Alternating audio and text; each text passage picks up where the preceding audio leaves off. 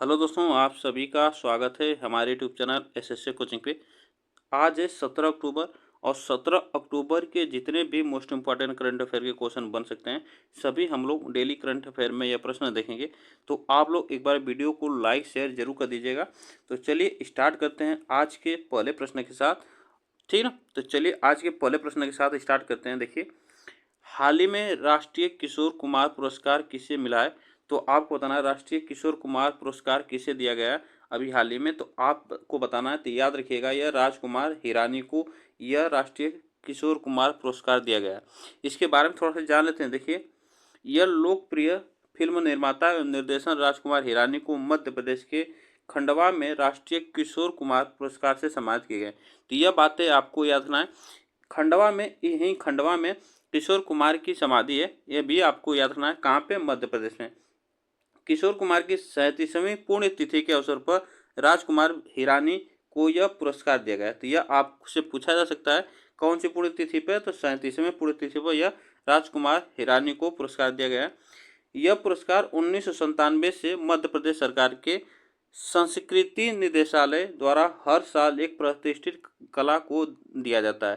तो यह आपको कलाकार को दिया जाता है। यह आपको इतनी बातें याद रखना है। कब से दिया जाता है? तो 1997 से दिया जाता है। इतनी बातें आपको याद रखिएगा। चलिए नेक्स्ट क्वेश्चन चलते हैं।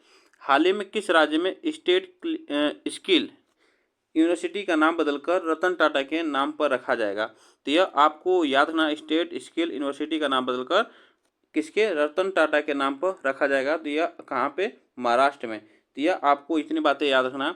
इसके बारे में थोड़ा सा जान लेते हैं। देखिए, इसके बारे में थोड़ा जान लेते हैं। देखिए, महाराष्ट्र सरकार ने महाराष्ट्र राज्य कौशल विश्वविद्यालय का नाम बदलकर पद्म विभूषण टाटा रतन टाटा जो है महाराष्ट्र राज्य कौशल विश्वविद्यालय कर दिया है। इतनी बातें आपको इतनी याद रखिएगा। उसका नाम बदलकर क्या कर दिया? यह पद्म विभूषण रतन टाटा का नाम बदलकर महाराष्ट्र राज्य कौशल विश्वविद्यालय यह पूरा नाम रखा गया है। महाराष्ट्र के मुख्यमंत्री कौन है? तो एकनाथ शिंदे ने रतन टाटा की प्रशंसा करते हुए उन्हें भारत का बेटा और गौरव बताया और उन्हें सच्चा अनमोल रतन बताया।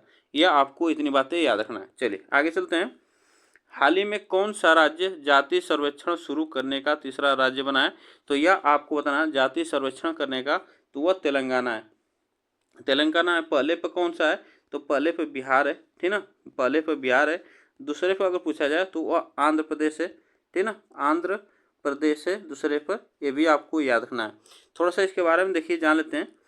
देखिए, तेलंगाना, बिहार और आंध्र प्रदेश के बाद जाति आधारित सर्वेक्षण करने का तीसरा राज्य बना है। ये आपको इतनी बात याद रखना है।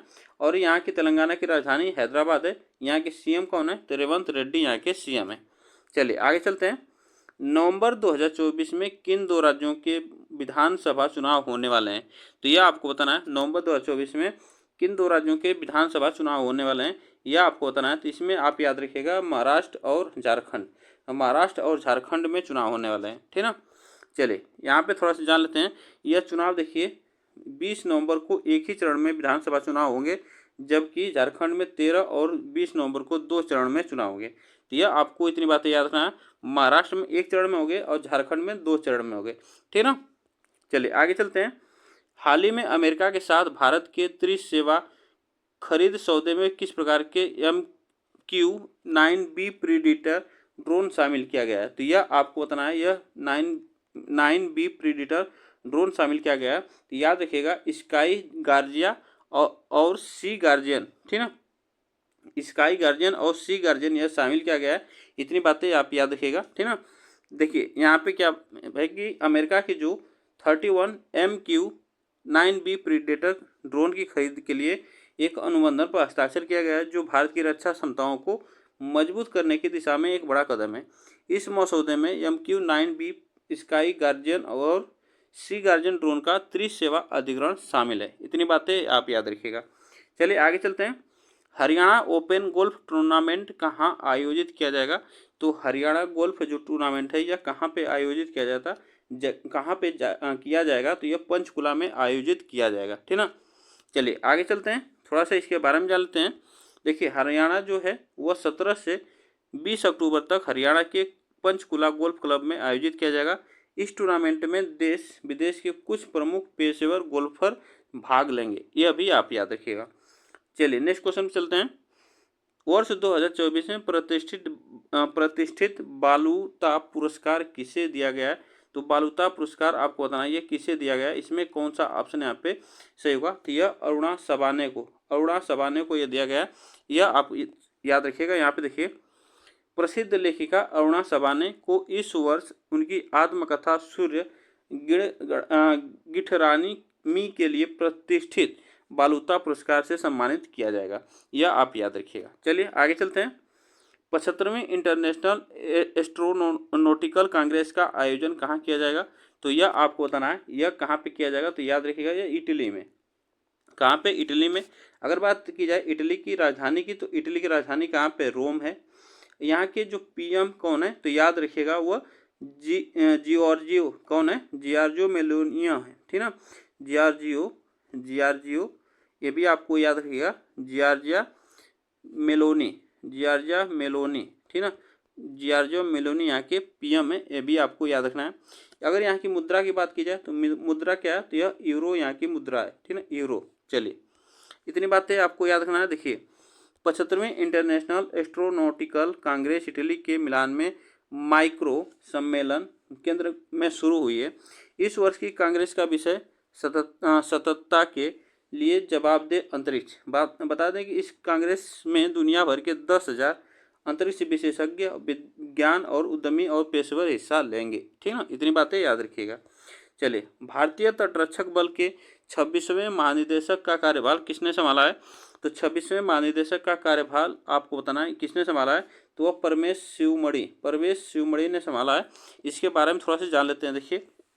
देखिए परवेश शिवमणि ने 26वें भारतीय तटरक्षक बल के महानिदेशक के रूप में कार्यभार संभाला है। जो परमेश्वर शिवमणि है वह 2012 में महानिदेशक तटरक्षक प्रशस्ति वर्ष रहे और वहीं प्रशस्ति पद पदक से सम्मानित है, और 2014 में तटरक्षक पदक और 2019 में राष्ट्रपति तटरक्षक पद से सम्मानित किए गए हैं, ये भी आप याद रखिएगा। चलिए आगे चलते हैं। रक्षा मंत्री राजनाथ सिंह ने किस राज्य में भारतीय नौसेना के VLF रडार स्टेशन की नींव रखी है? तो आप याद रखिए VLF रडार स्टेशन की नींव रखी है। तो याद रखिएगा यह कहाँ पे? तो ये तेलंगाना में नींव रखी है, ये भी आपको याद रखना है। इसके बारे में थोड़ा सा जान लेते हैं। देखिए केंद्रीय रक्षा मंत्री राजनाथ सिंह ने यह 15 अक्टूबर को तेलंगाना के विकाराबाद में नौसेना के VLF रडार स्टेशन की नींव रखी। यह आपको इतनी बातें याद रखना है। चलिए हाल ही में DGMS का पद किसने संभाला है? तो DGMS का पद किसने संभाला है? तो यह आपको बताना है DGMS का पद किसने संभाला है। तो याद रखिएगा वह कविता सहाय ने यह पद संभाला है। थोड़ा सा इसके बारे में जान लेते हैं। देखिए नौसेना में director general of medical services जो DGMS है, इसका फुल फॉर्म है। तो यह आपको याद रखना है, director general of medical services का सर्जन वाइस एडमिरल कविता सहाय ने पदभार संभाला है, यह भी आपको याद रखना है। चलिए आगे चलते हैं नेक्स्ट क्वेश्चन पे। हाल ही में चीन में माउंट सीसा पंगा पर चढ़ने वाले पहले भारतीय कौन बने हैं? तो सीसा पंगा पर चढ़ने वाले पहले भारतीय कौन बने हैं? तो वह बने अर्जुन वाजपेयी। कौन बने? अर्जुन वाजपेयी बने। ये भी आपको याद रखना है। यह जो सीसा पंगा है यह तिब्बती हिमालय में स्थित है। तो आपसे पूछा जा सकता है कहाँ पे? तो तिब्बती हिमालय में, ये भी आपको याद रखना है, ठीक ना। तिब्बती हिमालय में यह स्थित है, हिमालय में स्थित है, ठीक। और इसकी जो ऊंचाई है यह माउंट सिंगपंगा का यह 8,000 मीटर है, ठीक ना। 8,000 मीटर इसकी ऊंचाई है, ये भी आप याद रखिएगा। चलिए नेक्स्ट क्वेश्चन पे चलते हैं। हाल ही में 10वां भारतीय अंतर्राष्ट्रीय विज्ञान महोत्सव कहाँ पे आयोजित किया जाएगा? तो 10वां अंतर्राष्ट्रीय विज्ञान महोत्सव यह असम के गुवाहाटी में इसको आयोजित किया जाएगा। इतनी बातें आप याद रखिएगा, ठीक ना। यह असम के गुवाहाटी में। चलिए आगे चलते हैं नेक्स्ट क्वेश्चन पे। हाल ही में भारत ने किस देश से अपने राजदूत को वापस बुला लिया है? तो किस देश से बुलाया है? तो यह याद रखिए कनाडा से। कहाँ से? कनाडा से। अगर कनाडा की बात की जाए, कनाडा की राजधानी क्या है? तो ओटावा, ठीक ना। ओटावा यहाँ की राजधानी है, ये भी आपको याद रखना है, ओटावा, ठीक है ना, कनाडा की राजधानी ओटावा है। चलिए आगे चलते हैं नेक्स्ट क्वेश्चन पे। हाल ही में ऑस्ट्रेलिया में आयोजित वेडिंगो इंटरनेशनल चैलेंजर बैडमिंटन टूर्नामेंट में महिला एकल का खिताब किसने जीता है? तो यह आपको बताना है, यह कहाँ पे आयोजित हो रहा है? तो ऑस्ट्रेलिया में वेडिंगो इंटरनेशनल चैलेंजर बैडमिंटन टूर्नामेंट, यह किसने जीता है एकल महिला खिताब? यह तान्या हेमंत ने जीता है। किसने? तान्या हेमंत ने जीता है। यह बातें आपको याद रखना, ठीक ना। चलिए आज के लिए बस हम लोग इतने ही प्रश्न देखेंगे। आप बताइएगा यह प्रश्न कैसे लगे। वीडियो को एक बार लाइक शेयर जरूर कर दीजिएगा और चैनल को सब्सक्राइब जरूर कर लीजिएगा, जैसे कि आपको डेली का करंट अफेयर सुबह 6 बजे आपको मिलती रहेगी। ठीक।